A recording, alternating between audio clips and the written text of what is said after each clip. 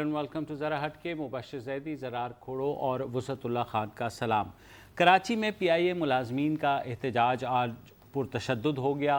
कानून नाफिज करने वाले इदारों और मुजाहिरीन के दरमियान झड़प हुई और जिसमें गोली चलने से 2 PIA के मुलाजमीन जिनका नाम इनायत रज़ा और सलीम अकबर हैं वो जाँ बहक हो गए।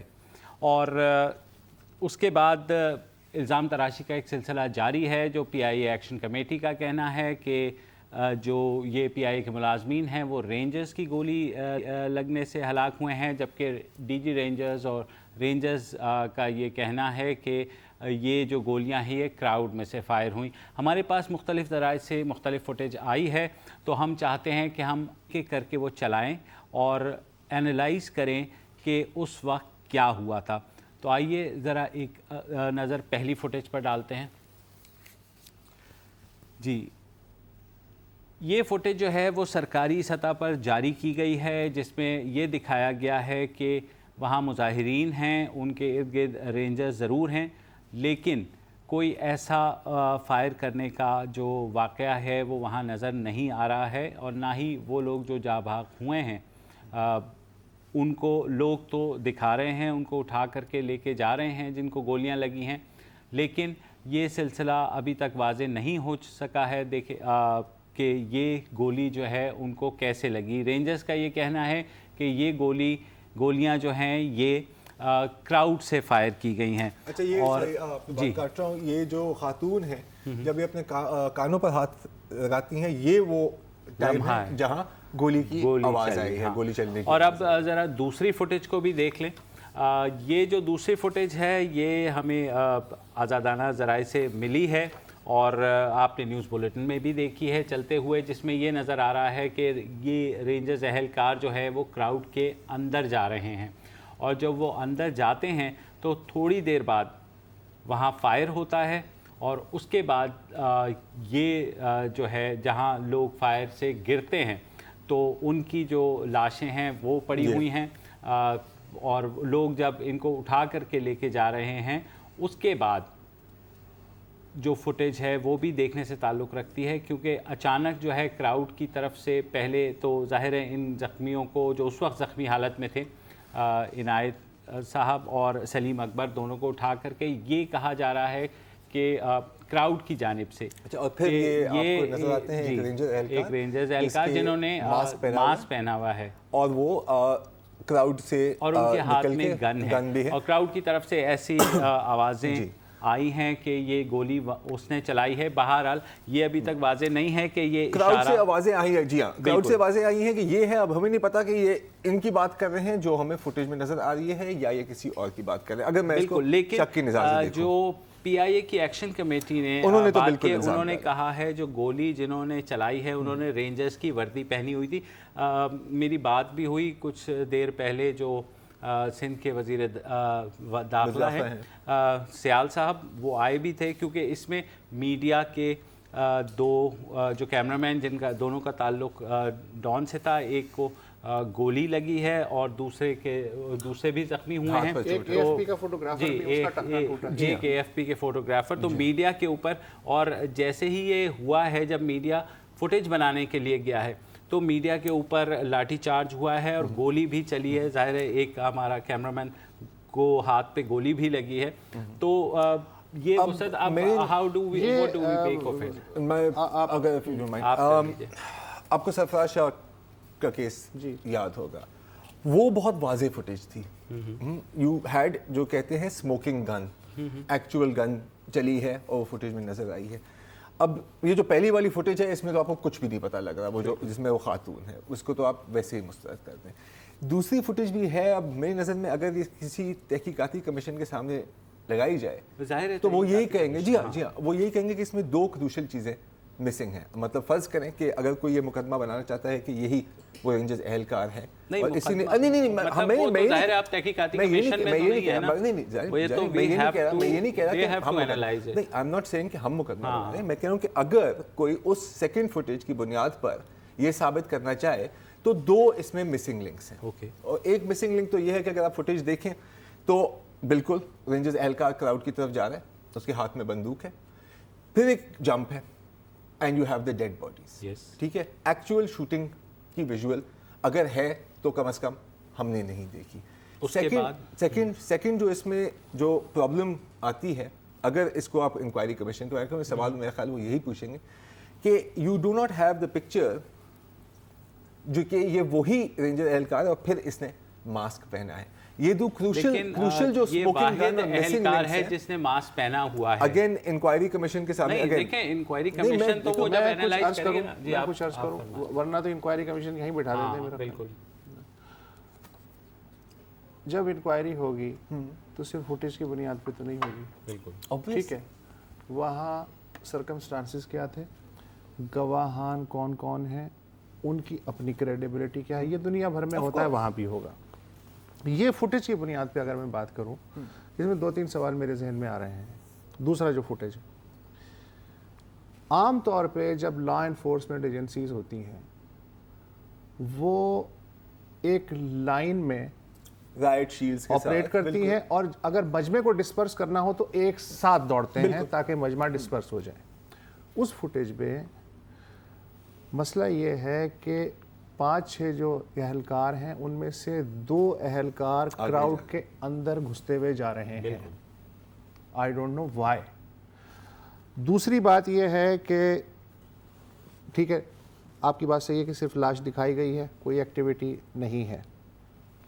जाए वकूफ़ पे दोनों फुटेज में जो पहला काम होता है वो पुलिस का होता है, क्राउड कंट्रोल. अगर उससे नाकाम हो जाए तो फिर सेकंड लाइन जो है उसको तलब किया जाता है. उसमें तो पुलिस दोनों फुटेज में दूर दूर तक नजर नहीं आ रही है. तो अगर ये साबित नहीं होता कि गोली क्राउड से चली है तो फिर क्या साबित होगा कि कहां से चली है? इसलिए कि पुलिस तो है नहीं, तीसरा नहीं है. तीसरी बात यह है कि जो दूसरा फुटेज है उसमें एक रेंजर का आदमी जो कि बिल्कुल आइसोलेटेड फुटेज है, मास्क पहन रहा है. ठीक है. और फिर दूसरी तरफ अब बात यह है कि बात यह है कि जब सबको पता है कि आप पुलिस हैं या रेंजर्स हैं या आर्मी हैं और आप एक लेजिटिमेट ऑर्डर्स के तहत काम कर रहे हैं, मास्क पहनने की जरूरत क्यों पेश आ रही है? या तो आप अगर छापे पे जाए, क्या आप कोई गलत काम कर रहे हैं? Exactly. Now you see that is ये है मोर प्रूफ. अब लेकिन फंडामेंटल सवाल मेरे ज़हन में ये है कि यार रेंजर्स वहाँ पे हैं अभी क्यों? सिंपल बात है, क्राउड कंट्रोल रेंजर्स का काम नहीं है. उनकी ट्रेनिंग ही नहीं है क्राउड कंट्रोल की ना. उनकी तो ट्रेनिंग है to fight as a military. ठीक है, shoot to kill, right. Crowd control है पुलिस का काम. रेंजर्स को इस्तेमाल करना क्राउड कंट्रोल के लिए बिल्कुल ऐसा है कि आपको मोचने की जरूरत है और आपने कुल्हाड़ी का इस्तेमाल किया. ठीक है. अगर इसलिए तैनात किया रेंजर्स को कि टू प्रोटेक्ट अ सेंसिटिव, तो यार I think police can also do that. हाँ, ठीक है ना.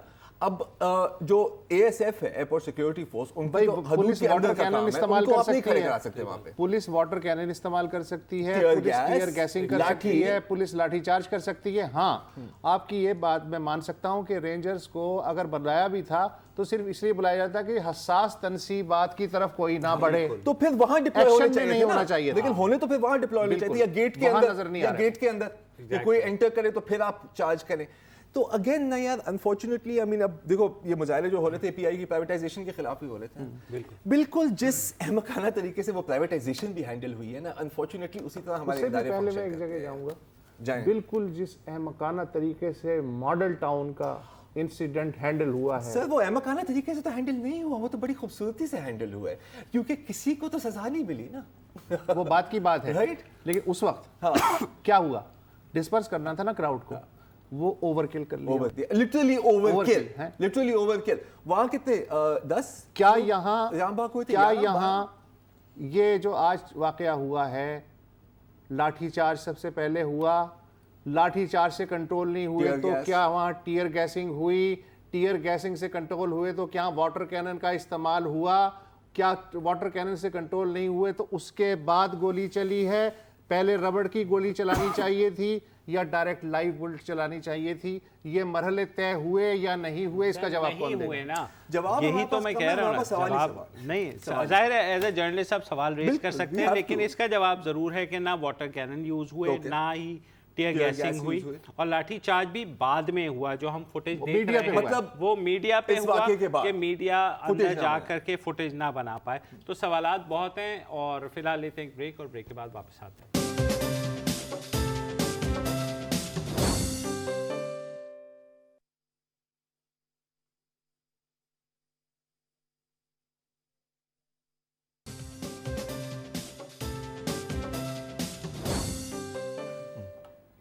Welcome back. بات ہو رہی ہے پی آئی کی, بات ہو رہی ہے مس مینجمنٹ کی, بات ہو رہی ہے مس ہینڈلنگ کی. اور مس ہینڈلنگ کی ہم بات کریں تو اس کی جیتی جاگتی مثال ہے پاکستان انٹرنیشنل ایئر لائنز کی پرائیویٹائزیشن کی مہم. کیسے ہوئی, کیا ہوئی, آپ کو بتاتا چلتا ہوں.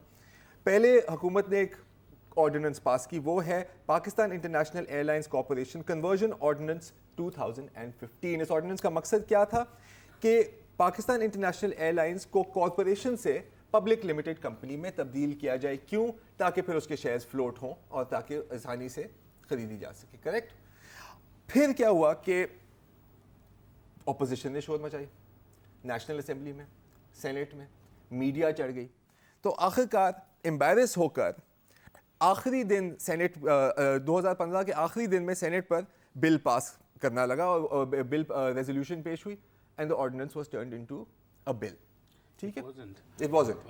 Because it was stopped in Senate. It was stopped in the Senate. دیکھیں دو چیزیں اگر میں شروع سے بتاؤں. ہاں, ہوا یہ کہ انہوں نے گزشتہ سال شروع میں آئی ایم ایف کو ان رائٹنگ ایشورنس دے دی کہ ہم بیچ رہے ہیں, پرائیویٹائز کر رہے ہیں, اور باقاعدہ یہ منٹس میں لکھا ہوا ہے. ظاہر ہے جب آئی ایم ایف سے قسط آپ نے لینی ہے تو آپ نے جو بھی سٹیپس کرنے ہیں وہ لکھت میں آپ نے دے دیا. And you didn't tell any one.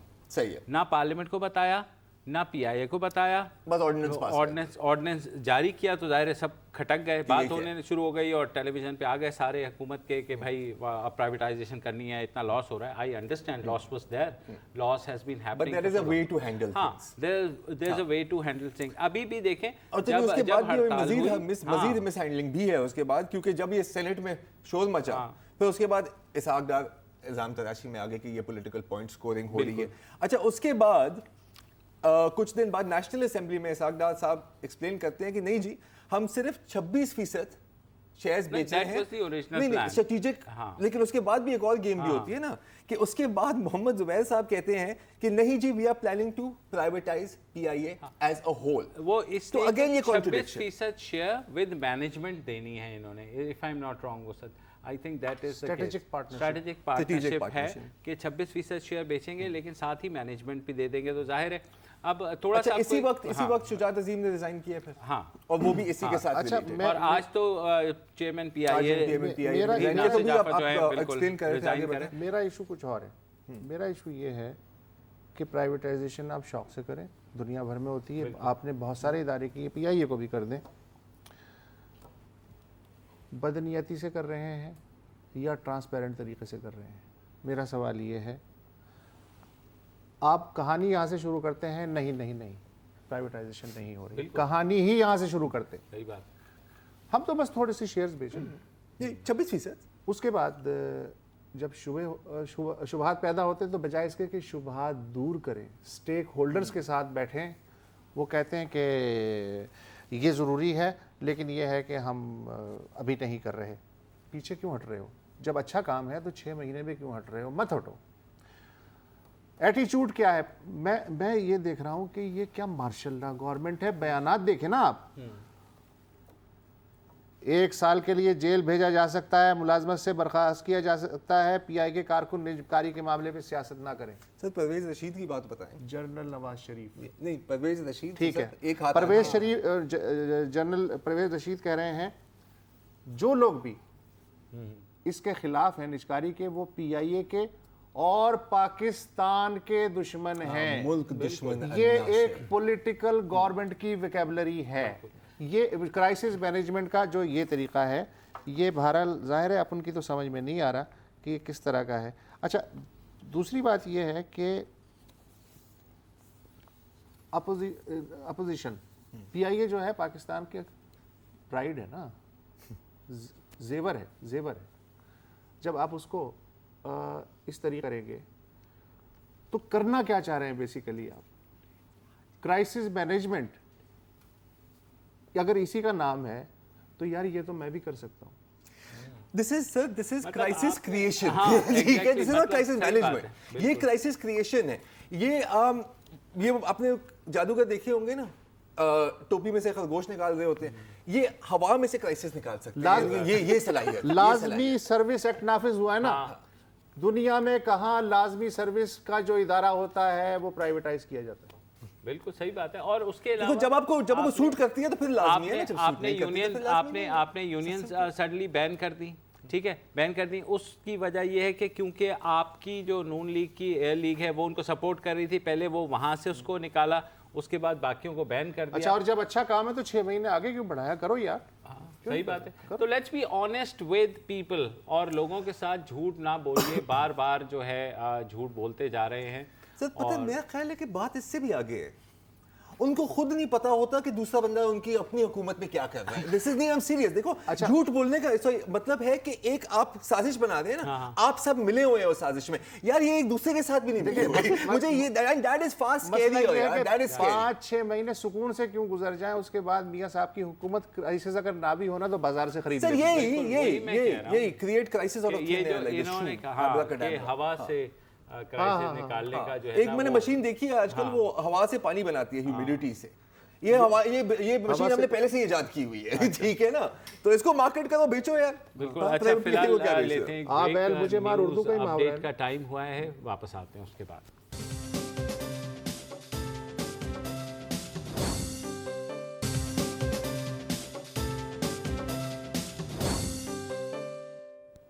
Welcome back. اس ہفتے جمعے, ہفتے اور اتوار کو کراچی میں کراچی لٹریچر فیسٹیول ہوگا. یہ ایک سالانہ فیسٹیول ہے اور ہر سال پاکستان سے بہت لوگ, مصنف, انٹلیکچوئلز, جرنلسٹ اٹینڈ کرتے ہیں, اور انڈیا سے بھی کبھی آتے ہیں اور کبھی کبھی ڈفرینٹ باقی ممالک سے بھی لوگ آتے ہیں. اس سال انوپم کھیر کو بھی دعوت دی گئی تھی, لیکن انوپم کھیر صاحب نہیں آ رہے. وہ کیوں؟ آج انہوں نے ٹویٹ کی کہ I have been informed that the Pakistani Ministry of Foreign Affairs has denied permission for my visa. اس کے بعد کہا کہ بھائی صرف مجھے ہی ڈینائی کی گئی ہے, باقی جو 17 گیسٹ ہیں ان کو الاؤ کیا گیا ہے. اور پھر حسب معمول وہ اپنی پولیٹیکل لائن پر آ گئے کہ کیا میرا ویزا اس لیے ریجیکٹ کیا گیا ہے کیونکہ میں بھارت کی رواداری کے بارے میں بات کرتا ہوں, یا اس لیے کہ میں ایک کشمیری پنڈت ہوں جو پاکستان کی دہشت گردی کو ایکسپوز کر دے گا. ہمیں نہیں پتا, لیکن اس کے جواب میں بعد بھی ویزا مانگ رہے ہیں. اس کے بعد بھی ویزا مانگ رہے ہیں. اس کے بعد پدما شری مل سکتا ہے, ویزا نہیں مل سکتا. پدما شری تو ہاں بالکل, یہ پوائنٹ ہے. بہرحال اس کے بعد پھر پاکستان کی ہائی کمیشن ان نیو دہلی کا بھی جواب آیا ٹویٹر پہ. انہوں نے کہا کہ جی PHC پاکستان ہائی کمیشن کو کبھی مسٹر خیر کی ویزا اپلیکیشن ہی نہیں ملی, تو ویزا ریجیکٹ کرنے کا تو سوال ہی نہیں اٹھتا. اور پھر پاکستان کے جو ہائی کمشنر ہیں عبد الباسط صاحب, ان سے بھی یہ سوال پوچھا گیا, تو سن لیتے ہیں وہ کیا کہہ رہے ہیں. Visa application or visa request is processed when visa application is received, not on the basis of an invitation letter from a visiting country. So we really wish that his office had submitted his visa documents as other participants did. جی یہ بھی بہت معصوم بن رہے ہیں, دلچسپ صورتحال ہے. تو ہمارے سفیر صاحب نے معصومیت سے یہ تو کہہ دیا کہ ویزا اپلائی کریں گے تو ویزا ملے گا, اور ہونا بھی یہی چاہیے, پروسیجر بھی یہی ہے. اب مجھے ایک لیکن 17 دوسرے لوگ بھی تھے, انہوں نے بھی ویزا اپلائی نہیں کیا, لیکن ان کو کلیئرنس مل کے ویزا ان کو جو ہے نا دے دیا گیا, اور یہ کہا گیا کہ جی بس ٹھیک ہے آپ مزے کریں. تو اس میں تھوڑا سا جو انوپم کھیر کے بیان میں یہ حد تک صداقت ہے کہ ان کی کلیئرنس نہیں ہوئی. اب دیکھیں, ہم نے انوپم کھیر کی ورژن سن لی ہے, ہم نے پاکستان ہائی کمیشن کی ورژن سن لی ہے, کیوں نہیں کراچی اب جو میزبان ہیں ان سے بھی پوچھ لیتے ہیں. ہمارے ساتھ ہیں miss Amina Syed, founder and director of Karachi literature festival. السلام علیکم. جی وعلیکم السلام. اچھا جی, ابھی آپ نے ہماری گفتگو سنی, ظاہر ہے کہ آپ انوالوڈ ہیں اس پورے پروسیس میں, تو یہ ہوا کیا ہے ایگزیکٹلی, آپ ہمیں سمجھا سکتے ہیں؟ جی مجھے اصل میں صاف آواز نہیں آ رہی تھی, لیکن میں آپ کو بتا دیتی ہوں کہ ہوا کیا. ہم نے تقریباً اکتوبر میں ان کو دعوت بھیجی تھی، دعوت نامہ انوپم کھیر کو، اور بھی جو ہمارے جو ہندوستان سے آ رہے ہیں، بلکہ پوری دنیا سے آ رہے ہیں، سب کو ہم نے ستمبر اکتوبر میں بلایا تھا. پھر نومبر میں ہم نے پاکستان ہائی کمیشن کو پوری لسٹ بھیجی تھی کہ یہ لوگ آ رہے ہیں ہندوستان سے، اور انٹیریئر منسٹری کو بھی ہم نے پوری لسٹ بھیجی تھی، کیونکہ ہمیں پتا تھا کہ 1.5-2 مہینے تو لگ ہی جاتے ہیں سارے NOC اور وہ جو پروسیس ہے. اور پھر جب جنوری سمجھیے اب ایک ہفتہ 10 دن پہلے پھر میں ذرا پریشان ہوئی، چونکہ صرف جب تک اکا دکا لوگوں کو ویزا ملا تھا. اور پھر مجھے یہ بتانے لگے جو لوگ آ رہے تھے کہ ہم وہاں جب پاکستان ہائی کمیشن دلی میں جاتے ہیں تو وہ ہم سے کہتے ہیں کہ ابھی آپ اپنا اپلیکیشن جمع نہ کریں، پاسپورٹ نہ چھوڑیں، جب ہمیں NOC مل جائے گا تو پھر ہم آپ کے پاسپورٹ لے کے پھر آپ کو ویزا دیں گے. تو پھر میں نے بھی وہاں فون کیا ہائی کمیشن، تو انہوں نے کہا کہ آپ اس طرح کریں کہ جب ہو جائے گا، ہمیں NOC آ جائے گا، تو پھر آپ ان لوگوں کو بھیجیں اور ہم اسی دن یا 1-2 دن میں ہم ان کو دے دیں گے ویزا لگا کر. تو پھر یہ شروع ہو گیا تھا. کچھ لوگ سلسلہ پھر 1-2 لوگ جاتے تھے، ان کو ویزا مل جاتا تھا، جیسے لوگ جاتے گئے ویزا ملتا رہا. لیکن پھر میں نے ان نے کہا، وہ خود تو نہیں جا رہے تھے انوپم کھیر، وہ کسی کو بھیج رہے تھے، اشوک چوپڑا ان کے وہاں بہت دوست ہیں، پبلشر ہیں، وہ کسی کو بھیج رہے تھے. تو میں نے ہائی کمیشن فون کیا، میں نے کہا کہ آج کوئی آپ کے پاس کوئی آئیں گے انوپم کھیر کا نمائندہ ویزا اپلیکیشن اور پاسپورٹ لے کر، تو آپ ان کو بھی ویزا دے دیے گا. تو ان نے کہا کہ نہیں، آپ ان کو مت بھیجیں، ان کی اپلیکیشن نہ بھیجیں، چونکہ وہ ہم ان کو ویزا نہیں دے سکتے. یہ آپ کو Pakistan high commission in India نے آپ کو یہ کہا ہے؟ جی تو پھر مطلب عبد الباسط صاحب صحیح بول رہے ہیں نا کہ ویزا ریجیکٹ ہی نہیں ہوا، کیونکہ وہ تو پہلے سے ہی NOC نہیں دی، تو اپلیکیشن وہ یہ نہیں کہہ رہے، وہ یہ نہیں کہہ رہے، کیا کہہ رہے تھے؟ وہ کہہ رہے ہیں جب درخواست ہی نہیں دی تو ویزا کہاں سے ملے گا، وہ یہ کہہ رہے ہیں. وہ یہ کہہ رہے ہیں درخواست دینے سے تو دونوں نے منع کیا. امینہ صاحبہ کی بات سن لیجیے. درخواست انہوں نے لی نہیں، درخواست دی ہے، وہ کہہ رہے ہیں وہ دینا چاہ رہے تھے لیکن انہوں نے لی نہیں. انہوں نے کہا کہ درخواست نہ بھیجیں کیونکہ ہم ویزا نہیں دے رہے. صحیح ہے، بالکل. تھینک اچھا، یو. تو کوئی امینہ کوئی آپ کے کوئی ریزن دیا تھا کہ باقیوں کو الاؤ کر دیا اور انوپم کھیر کو الاؤ نہیں کیا؟ کچھ اس کے بارے میں کوئی مینشن کیا تھا پاکستان ہائی کمیشن نے؟ بس یہی کہا تھا کہ وہ کلیئرنس نہیں آئی. کلیئرنس نہیں آئی. تھینک یو ویری مچ جی. لیکن بعد میں جو انوپم کھیر نے ریئیکٹ کیا ہے تو اس کے بعد تو میرا خیال ہے ان کو پہلے سے پتہ چل گیا ہوگا کہ اس طرح کی باتیں کر رہا ہے تو کلیئرنس تو نہیں آنی. سر ویسے آنیسٹلی اسپیکنگ میرا خیال ہے کہ وہ دعا مانگ رہے تھے کہ ویزا ریجیکٹ ہو جائے، کیونکہ مطلب ٹھیک ٹھاک مسالہ پروپیگنڈا بھی تو بنتا ہے نا یار. اب میں ایک چیز کی سمجھ نہیں آ رہی، ویسے تو پورے شو میں میرے خیال ہے ہمیں کسی چیز کی سمجھ نہیں آئی، ہمارے پاس صرف سوالات ہی سوالات ہیں.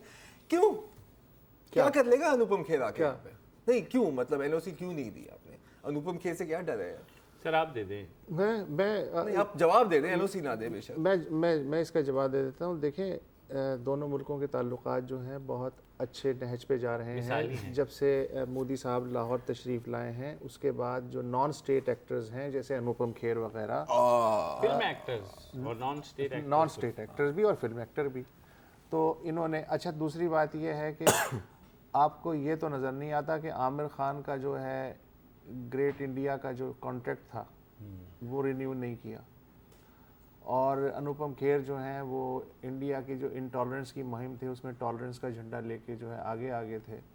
اچھا، یہ چیزیں ظاہر ہے کہ اس سے ڈپلومیٹس کی صحت پہ یا فارن آفس کی صحت پہ کوئی اثر نہیں پڑتا.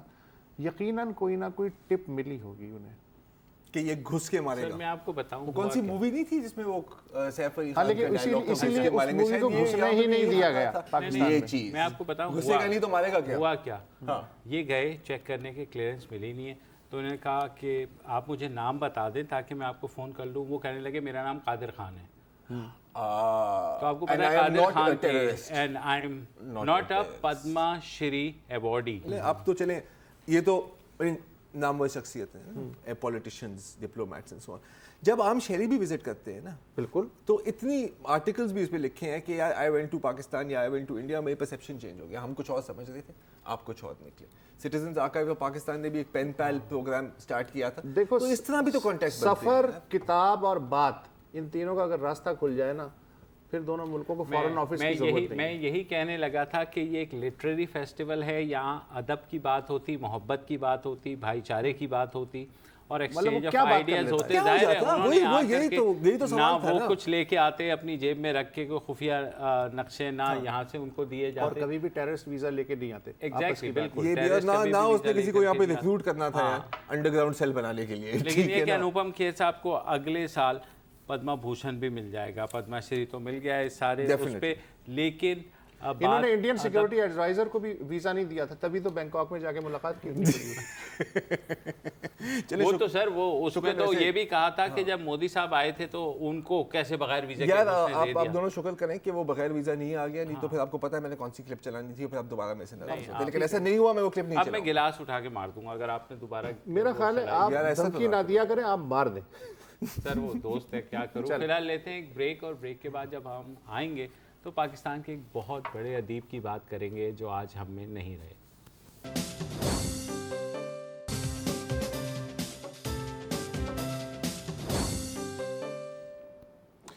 Welcome back.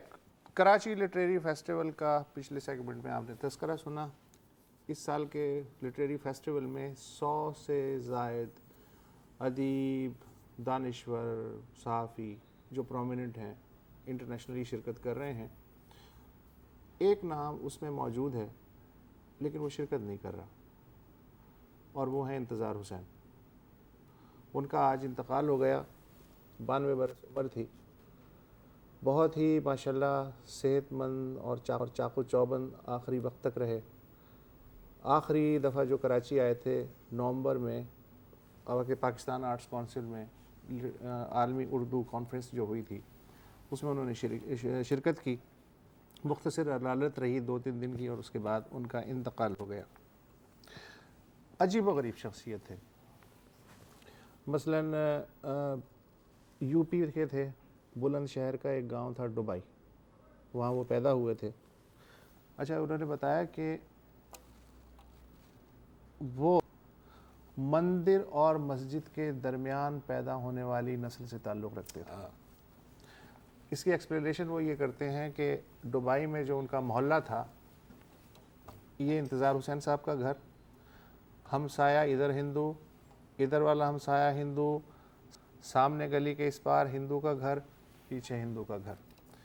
تو جب بیچ میں ہاں منڈیریں ملتی تھی, دیواریں ملتی تھی.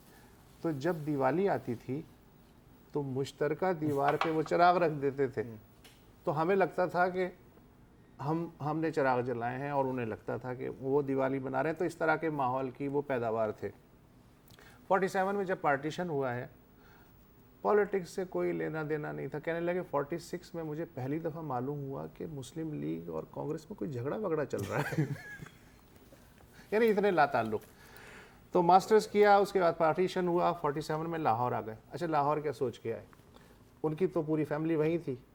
20 سال کی ان کی عمر تھی. کہنے لگے میں لاہور جا کے یہ دیکھنا چاہتا ہوں کہ وہاں جو ترقی پسند ادیب ہیں وہ رہ رہے ہیں, کچھ صحافی ہیں, کچھ ادبی رسالے بھی نکلتے ہیں, اور میں دیکھنا چاہتا ہوں یہ نیا ملک بنتا ہے تو اس میں کیا ماحول کیا ہوتا ہے. یہ دیکھنے کے لیے لاہور آئے. گولڈن اپرچونٹی ہے ایک آبزرور کے لیے. اچھا, پھر پتہ چلا کہ واپس تو جا نہیں سکتے. بالکل آ گئے, واپس نہیں جا سکتے. تو ان پہ بقول ان کے نسٹالجیا نے بری طرح سے اٹیک کیا, اور انہیں دبئی یاد آنے لگا, ہندوستان یاد آنے لگے, دوست آنے لگے. پھر حالات کچھ ہندوستان میں ایسے ہوئے کہ ان کی پوری فیملی بھی یہاں شفٹ ہو گئی. اس چکر میں انہوں نے بری طرح سے, بقول ان کے بری طرح سے میں نے پڑھنا شروع کر دیا تاکہ مجھے کچھ یاد نہ آئے. کس کو پورا پڑھ گئے؟ منٹو کو, بیدی کو, عصمت کو. یہ تو خیر ان کے کنٹمپریریز تھے, چیخوف, ٹالسٹائی, دوستویسکی, کافکا, سب کو پڑھ گئے. ابھی کہانیاں نہیں لکھی. اس کے بعد کتھا سری, کوئی 2500 سال پرانی جو ہندوستان کی کہانیاں کتھا سری, اس کی 8 جلدیں پڑھ گئے. مہا بھارت کی 18 جلدیں پڑھ گئے. مہاتما بدھ کی جو کہانیاں تھیں, جاتک کتھا, اسے پڑھ گئے. اس کے بعد وہ انتظار حسین پیدا ہوا जिसे आज हम जानते हैं। ये सब डिस्टिल हुआ, ये सब डिस्टिल हुआ, सारी इन्फ्लुएंसेस बने। अच्छा, फिर उनका एक कोट है कि जो उर्दू अफसाना है या जो उर्दू कहानी है उसके 3 सोर्सेज हैं, कदीम हिंदुस्तानी अदब, अरब व अजम का जो हमारा वर्सा है वो, और जो हमारी जो मगरबी अदब से जो हमने इन्फ्लुएंस लिया, बकौल उनके रैशनलिज़म, रियलिज़म और सिंबलिज़म, ये 3 चाबियां थी जिससे मैंने हिंदुस्तान पाकिस्तान के जो वर्सा था उसे और मिडल ईस्ट का वर्सा था उसे खोला, उसके बगैर मैं खोल नहीं सकता था। तो 130 के करीब उन्होंने अफसाने लिखे हैं, 4 नावल लिखे हैं, ड्रामे लिखे हैं, तर्जुमे लिखे हैं। एक कहानी उन्होंने लिखी थी जो मुझे याद आ रही है, मोरनामा, जब इंडिया पाकिस्तान ने एटमी धमाके किए थे। खबर ये थी कि राजस्थान में जो एटमी धमाके हुए उनके असरात से मोर मर रहे हैं। तो कहने लगे कि मुझे तकलीफ़ ये हुई कि तजर्बे तो करें आप और मरे मोर। और फिर ख्याल की जो स्ट्रीम थी वहाँ से फिर वो मुझे महाभारत में ले गई, और मुझे यूँ लगा कि जैसे ये इंडिया पाकिस्तान नहीं, ये कौरवों और पांडवों का जंग है। तो किस तरह आदमी जो है वो चलता चला जाता है। इसके साथ सॉरी आपकी बात काट रहा हूँ, ये आपने बात की ना एटमी टेस्ट की, तो उसका भी कुछ स्कॉलर्स का कहना है कि जो वाक़ये दिखाए गए हैं महाभारत में, उसमें भी कुछ ऐसे हैं जैसे एक एटमी बॉम्ब ही हुआ हो। हाँ, यू नो, तो वो भी उनकी मेंटली एक कहानी जो मुझे ज़ाती तौर पे पसंद है वो है बंदर की कहानी। एक बंदर है, एक बस्ती में जाता है, पहली दफ़ा इंसानों को देखता है और बड़ा इंप्रेस होता है कि यार ये तो बड़े सिविलाइज्ड लोग हैं, इतनी तरक्की कर ली है, किस तरह रह रहे हैं। फिर वो सोचता है ओहो इन्होंने अपनी दुम काट दी है इसीलिए ये तरक्की कर रहे हैं। ये जाके अपने गैंग में जाके बताता है यार मैंने इंसान को देखा है और उसने बहुत तरक्की की है और उसकी वजह पता है कि उसने दुम काट दी है। सब डिसाइड करते हैं हम अपनी दुमें काट देते हैं। जो बूढ़ा बंदर होता है वो कहता है कि आज तुम अपनी दुमें काटोगे, कल इसी उस तरह से अपने गले भी काटोगे। तो इंतज़ार साहब, हम आपको बहुत मिस करेंगे। अल्फाज नाकाफ़ी हैं, लेकिन इसके अलावा हम कह भी क्या सकते हैं, कर भी क्या सकते हैं। और ये ज़रूर है कि उनके फसाने जो हैं वो हमेशा ज़िंदा रहेंगे, पाकिस्तानी अदब का एक खूबसूरत हिस्सा रहेंगे, हमेशा आने वाले उन्हें पढ़ेंगे और याद करेंगे। ऐसे अदीब बहुत कम पैदा होते हैं। फ़िलहाल लेते हैं आपसे इजाज़त, कल दोबारा मिलेंगे। अल्लाह हाफ़िज़।